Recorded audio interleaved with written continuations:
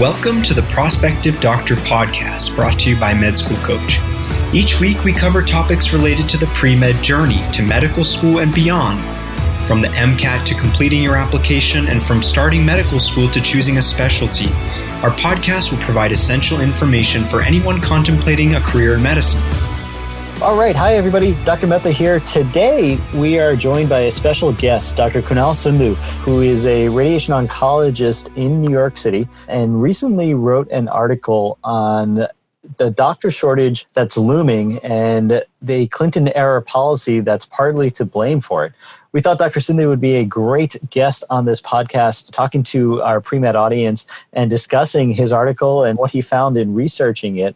I also have Dr. Marinelli, our usual host, on the line as well. So Dr. Sindhu, just want to welcome you to the program. Thank you. Thanks to both of you for having me on. Awesome. So Kunal, take me back. You're researching for this article. What was even the impetus to start writing or thinking about this?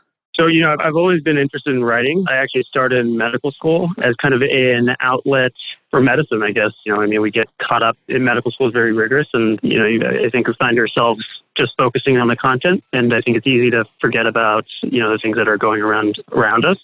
So I started writing back then. And, one of the things I have been kind of consistently interested in is this, burnout crisis. And I know people are trying to get away from that term and, toward moral injury that doctors are facing.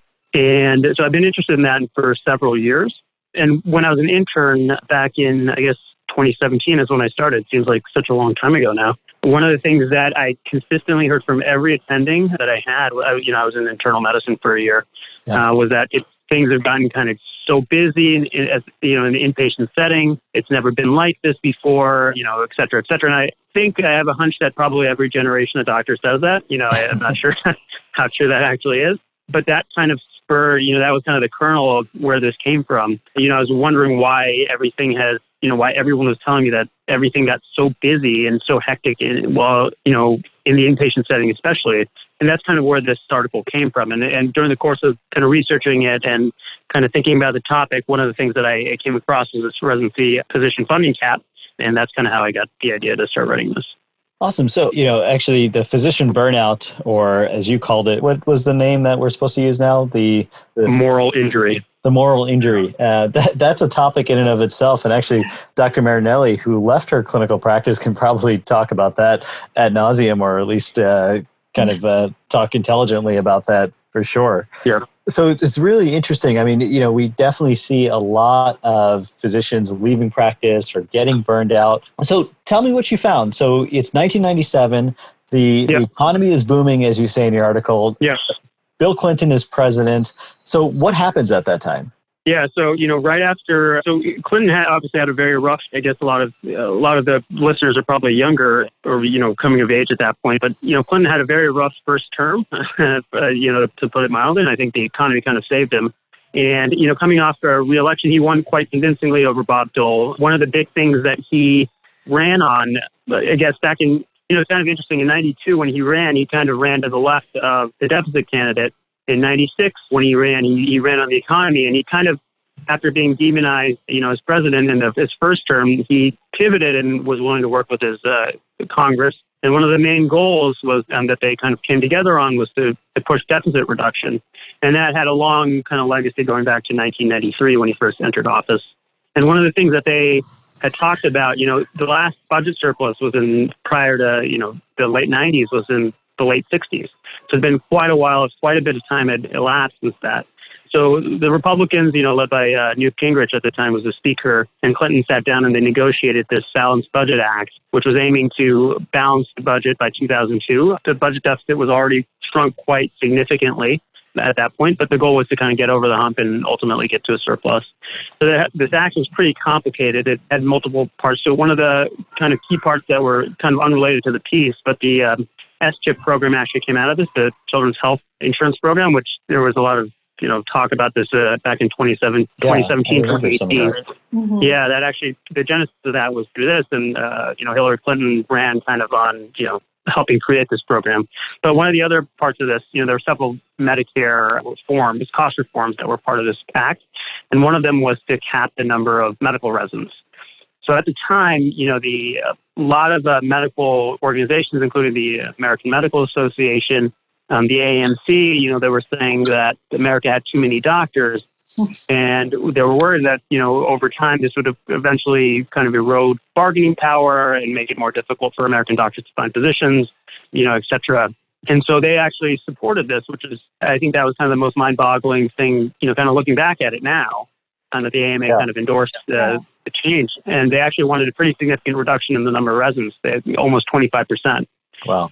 So that was kind of the impetus. Once obviously these groups have, unfortunately, an aspect of our economy is that, or our politics is that money talks, and these groups obviously have lots of money. So, when they say something, Congress tends to listen. And so these groups came behind it, and in March 1997 endorsed reducing the number of residents ultimately. And so that's kind of that gave Congress a cover to vote for these changes. And that's kind of where we find ourselves in today. So I think there's a couple of things that are really interesting. The first is something you mentioned, which is the AMA and the AAMC was for the reduction. The second more interesting thing to me is that at that point, the president and Congress could actually work together to do something. Right. Which is to me actually the most amazing thing, because I couldn't imagine anything being done in today's climate in the way that we stand. But that's an aside. Right. Yeah, especially after the last 10 years, right? I mean, yeah. Kunal, I was wondering, when I was reading your article, my main thought too was what was the healthcare climate at that time where the AMA and other societies actually thought that there was an excess of doctors? I mean, was there a big shift back then of the way things were?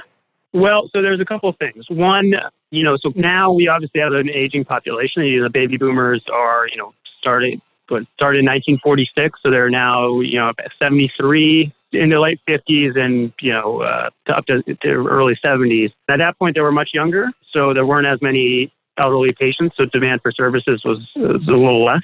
There weren't quite as many, the amount of applications that they were getting in residency weren't quite as much as they were getting now. And also, so it was just a very different environment than we face today. Yeah. So it's interesting to me because obviously residency, for those of the listeners out there who may not be familiar, a lot of them are like med school. I need to get into med school. As soon as I get into med school, I'm good to go, right? And a lot of the question that comes up for our students all the time is, if there's a doctor shortage, why aren't there just more medical school seats? Why is this so competitive? Why do only 40% of people who apply get in? And, you're talking obviously down the line about residency. Can you educate our audience a little bit on what that exactly means and why we can't just add medical school and residency seats? Right. I mean, there is a push towards that now. I think since 2002, there's been a 30% increase in the number of medical school seats, but obviously it hasn't kept up with, the aging population. And we're clearly not doing it fast enough. So residency, obviously comes right after medical school. And essentially, American medicine is very different than I think a lot of other fields, that you almost have to go through a prescribed route to actually get to the end goal. If you wanted to go into Wall Street, for example, there still is a little bit of that. But once you spend your first couple years in investment banking, you can kind of go your own way and find your own path to your ultimate destination. With medicine, you have a very prescribed path. It's kind of nice for probably a lot of medical students who are anxious to begin with. At least you have certainty in your path ahead. You have to go through medical school and then go through residency to ultimately get licensed. I should caveat that that's changing in certain states, but that's a whole, different, I think, argument or a different topic. Sure. So there is this big push now to increase the number of medical school seats, as you had mentioned. But, part of this is, the AAMC wants to keep the standards for physicians very high and also wants to protect the people that are paying into it, which are, primarily American physicians. So there is certainly a resistance to increasing the number of, spots in that point of view. Mm-hmm. Is there a specific increase in a type of residency that you have seen or that we should be going to? I know your article talks a lot about the fact that, hey, there's just not a lot of seats in general. But it makes me wonder, you talk a lot about the population aging. Do we need more internal medicine or family medicine and geriatricians at the end of the day? Or is it that we just need more physicians across the board? Yeah, so that's a great question. And that's actually something I wanted to actually include into this, but I didn't have a good spot. I didn't have a good spot to put it in. There's obviously word limit, constraints here. So Medicare pays for a substantial portion of residents' salaries, their, indirect medical costs. So they'll actually reimburse teaching hospitals a higher amount of money. because, they're employing residents. So, by capping the number of residents at 1996 levels, which is what the Balanced Budget Act of 1997 did, essentially what the act did was put the onus on hospitals to add additional residents if they wanted it. So you can imagine that, one of the things that will happen in that kind of environment is exactly what you'd expect, is that hospitals are going to resist adding residents as much as possible, which is one, they want to save as much money as possible. Mm-hmm. Residents are still not cheap, even though we get, paid substantially less than attending. But the other thing is that, if they're forced to add additional residents, which ultimately, it's impossible to keep the same workforce as in 1996, is that they're going to add residents to specialties that have higher reimbursement rates. So that's actually been shown, in numerous papers, that hospitals have been adding more residents in fields like ENT and neurosurgery and orthopedics, fields that reimburse higher amounts of money. And they tend to be neglecting fields like internal medicine, family medicine, pediatrics, things like that, fields like that are reimbursed far less than those higher paying fields. Yeah. So, one of the things that you're not never supposed to read the comments on the pieces, but I tend to like to do that just to get some feedback, even though they're really difficult, I think, sometimes. But sure. One of the things that I saw someone push back on me was that, the government should not really be involved in this, that hospitals are making tons of money anyway. They should be responsible for this. Yeah, I saw that one. Yeah, which sure, I think there's of course a valid point to that, but we see what happens when hospitals are left to their own devices is that they neglect these fields like the primary care fields that are so essential to, essentially coordinating care for and taking care of very complicated patients and doing things that frankly, specialists don't necessarily want to do, right? I mean, I can tell you, I see it every day that, people write in their notes, follow up primary care physician for, shoulder pain or whatever, people don't want to deal with that kind of stuff. Sadly, obviously it's necessary. And so we see what happens when hospitals are left to their own devices, and that's hurting us. And especially, there's been a lot of talk in recent years about rural hospitals getting kind of the short end of the stick. They in particular are getting affected here. I mean, we're not getting enough primary care physicians in places, in rural areas that really, really need them. So I think that's the peril here, and I think that's a good argument for the government stepping in. Yeah, I mean, one of the other things I found really interesting here was that you talked a lot about in your own intern year, how brutal the work hours were, the fact that sleep is hard to come by, that on a night float, you might have taken care of 40 patients. That's really interesting to me coming from a surgical or a subspecialty or, a procedural subspecialty, where part of what we need is our trainees actually to get what we call a lot of reps, right? Yeah. Like if you're in interventional radiology, we need them to do 40 tips to be comfortable at the end of the day. And so if we have more trainees, that actually might be a negative for them. I can see why it's not necessarily this, overnight you're taking care of 40 patients, that's too many. You'd like to split that. How do you balance those? Yeah, no, I think that's a really good question. And I think there's not a good answer for that yet. So there was a study, I don't know if you guys saw it, I think it was 2 weeks ago in BMJ by Anupam Bijena, who's at, Harvard. He does a lot of really interesting research. And he looked at the patient outcomes before and after the duty hours came out in 2003. And he was just looking at, internal medicine, hospitals. So there is a caveat there. But he found that there was no difference in patient outcomes before and after the law. So he concluded that 80 hours a week is probably enough to train an internal medicine doctor. That has not been replicated, obviously, for things that are procedural, like surgery or, interventional radiology, or where I think there's absolutely a need for repetition. And, obviously, people that do more procedures do better. Academic centers that do more procedures do better. So I think that question still needs to be figured out. But I think one of the things that this law kind of encourages is that you get, hospitals will want to hire more of those people that can do those procedures, which reimburse higher on average. So I think in a sense, that the law is essentially penalizing, a lot of neurosurgeons, a lot of, orthopedic surgeons, a lot of ENT doctors that, like you said, they need those reps to do better, but, the hospitals want more of them because they can reimburse more for them and get more money off them. So I think this is still an evolving area. I think we'll have to see what happens, but I think the law as it's structured now is not really conducive to that. Mm-hmm.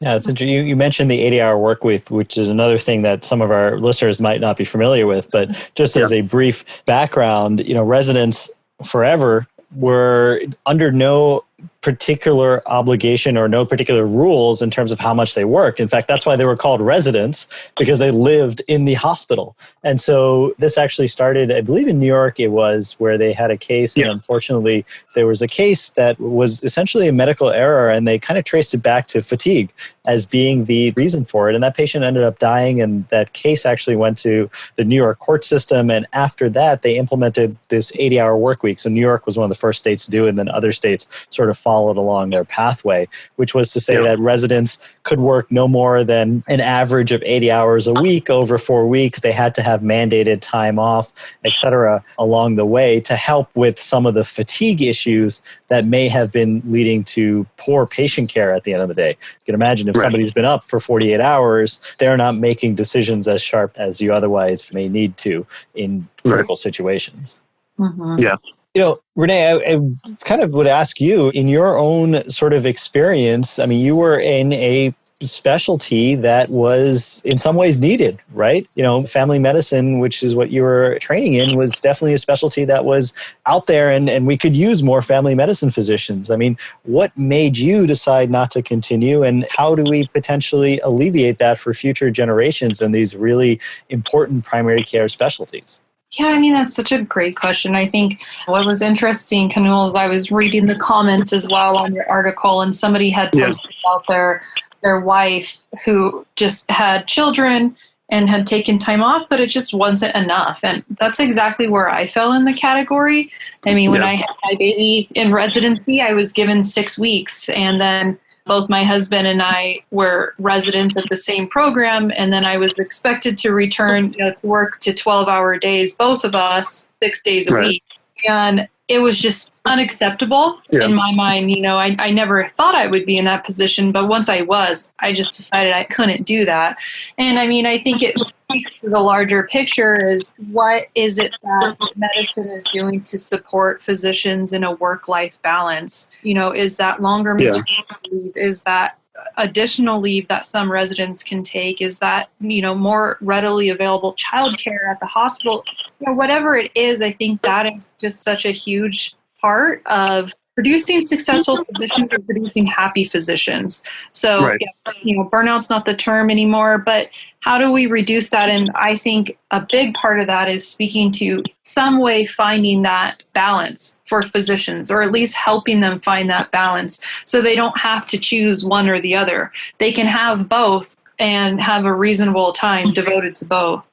Right. Yeah. No, I mean, I totally agree. And I think, you know, I sometimes hear from older physicians that, you know, things have gotten easier, I guess. And, you know, with the duty hours, meaning the 80-hour work week, and, you know, and it's hard for me to respond to that, I think, sometimes, because, you know, it certainly has gotten easier, but it's certainly, I shouldn't say it has gotten easier. You can interpret it that way, but it's still, you know, regardless of what your actual, whether it's easy or not, it's still difficult. It's still a hard road. And there's obviously, like you mentioned, a ton of obstacles on the way. And I don't think there's been the proper support for physicians. I think we've done a lot better job in the last 15, 20 years of bringing these issues to light.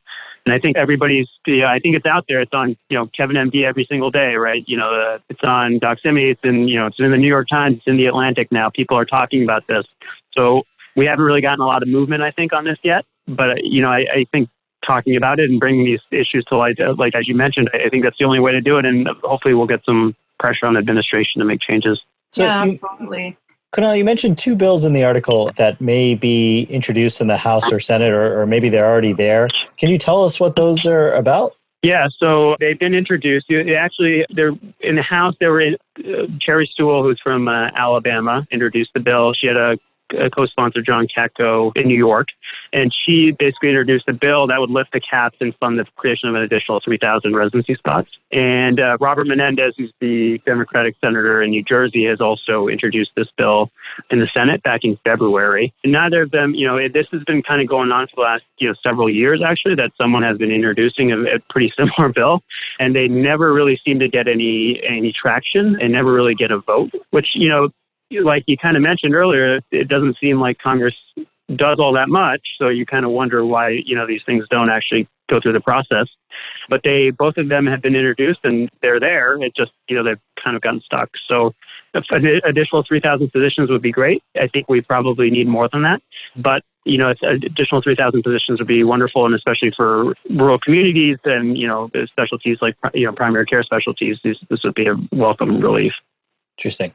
I was kind of thinking, Kunal, to bring this back to our kind of audience that we get the most listeners from is if somebody was in like a mock interview for medical school and the interviewer asked them like, what would you do for the doctor shortage? What are some, tips that you could give these people, these applicants, how to answer that? Like, what are some things that you think are necessary that need to be addressed that they could kind of touch on and educate themselves about? Yeah, so a couple of things. I think, one, there's the absolute number of physicians, I think, in the pipeline. So, in residency, I think we obviously need more of those, so kind of like the article mentioned.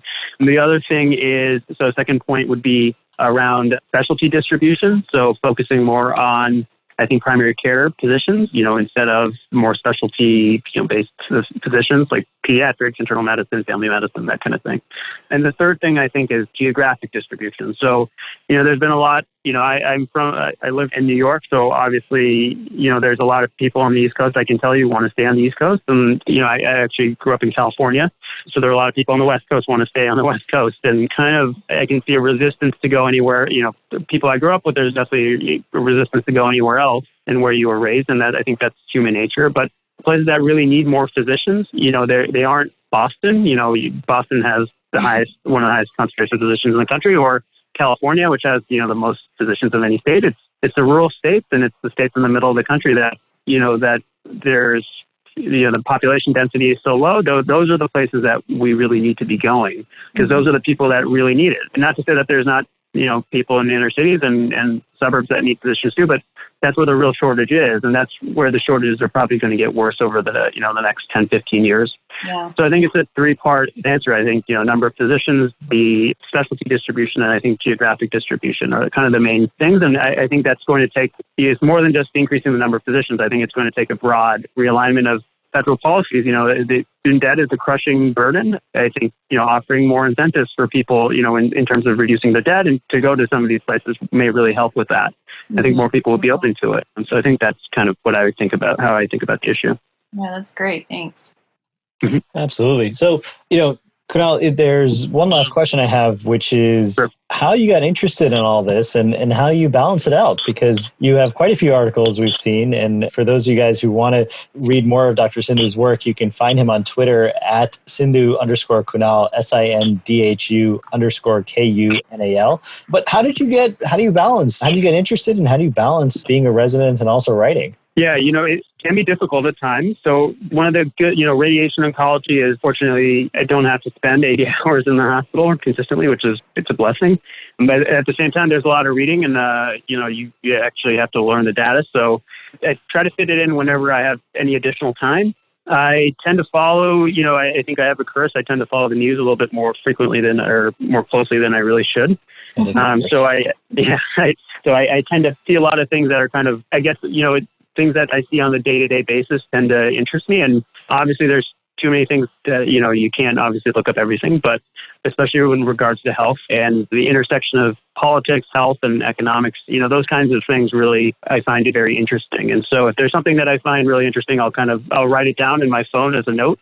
I'll just keep it until I have a little bit of time where I don't have a test or don't have like a particularly crazy day. And I'll just spend some time looking at it. If it's really interesting to me, I'll try to put a piece together. But it's really challenging. But I have, I think the greatest incentive there is it makes me feel grounded. It makes me feel like medicine isn't my entire life. And I think that's kind of the reason I keep doing it. Sure. I certainly commend you for it because, we need more physicians like yourself. We need more prospective medical students like yourself who are going to take an interest in policy, particularly in a climate where our government does very little or seemingly does absolutely nothing on an everyday basis, and how to move healthcare forward, because there are real issues and there's real things that are affecting our patients on a daily basis and then also our patients 10 years from now. And I think, if we're not addressing these issues, we're in for a rude awakening in a few years. Yeah, absolutely agree. Great. Well, Dr. Sindhu, I really appreciate you taking the time to join us today on the Prospective Doctor podcast. Again, for those of you guys who are looking for more of Dr. Sindhu's work, you can find him on Twitter at Sindhu_Kunal. Obviously, you can visit Prospective Doctor, where we have all kinds of articles, including a lot of articles on healthcare topics, healthcare policy related topics. And, for those of you guys who are in the middle of the application process or about to go interview, reading up on these things is extremely important. You don't have to have the knowledge that Dr. Sindhu does in terms of all the intricate details. That's not to be expected. But being able to talk intelligently about some of these things really can make a huge impact on your eventual application. Yeah. So thanks again, Dr. Marinelli. As always, thanks for joining us and hosting. All right. Thank you. Thanks for having me, guys. Our mission is to inspire, encourage, and inform students as you journey through a rigorous and intricate process of achieving your dreams in medicine. Visit us at prospectivedoctor.com and medschoolcoach.com for more essential resources in your medical school journey and beyond.